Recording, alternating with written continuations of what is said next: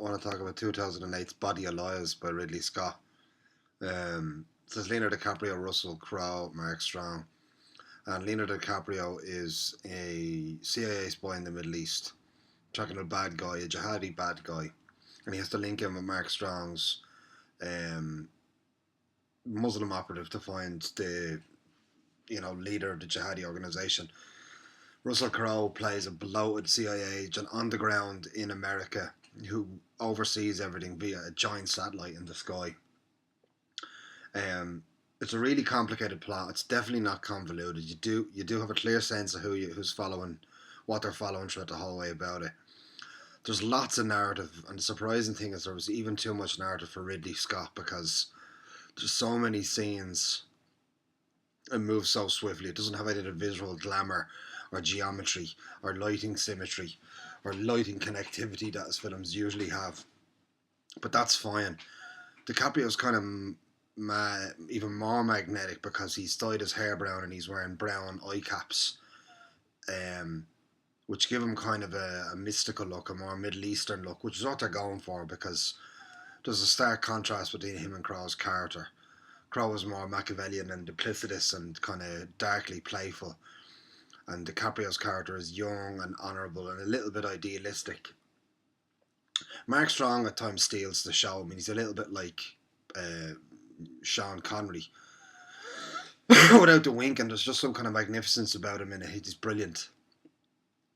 He does make the most of the geography, film locations that are scattered throughout the Middle East throughout the film, and it's great. Today you consider it a liberal film because the message of the film, there's nobody. There's a line at the start where Russell Crowe says, "You can't beat an enemy into submission. They just get worse and tougher and more vicious, and they just never give in." And in these cases, they've completely rejected technology, so they're kind of following them on the ground. And by the end of it, a line that Russell Crowe says twice is, "There's nobody innocent in this shit." So it's not pro-American, it's not pro-Middle Eastern. It's kind of a white flag to both of them. It didn't do like the best commercially, but the film definitely still lives on today because it's so watchable from the moment you put it on. It's sure and swift and focused and detailed. Again, it can lead you to believe what life might be like in the Middle East for these guys. And I'd say it's pretty authentic. I mean, skulking around with guns, spying, talking back to superiors, snitches, informants, duplicitous government organisations. It also ends with a song from Guns N' Roses' Chinese Democracy, the last album Guns N' Roses did. You hear Axl Whale at the end, which was a brilliant choice. Obviously Axl Rose being, especially with the Chinese Democracy, kind of gone for something both nihilistic, operatic and optimistic, passion felt. It's a great film. Like anybody that likes movies, if you're anyway interested in the spy film, if you're not interested in movies but you like news, you'll like this. It's really, really good. Ridley Scott, of course, has kind of affinity for the Middle East. He's made a couple of films there.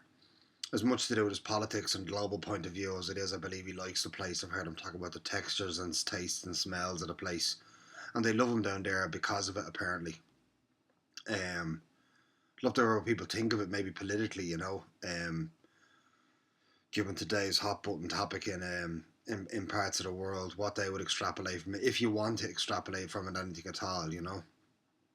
Alright, like and subscribe, enjoy, get back to me.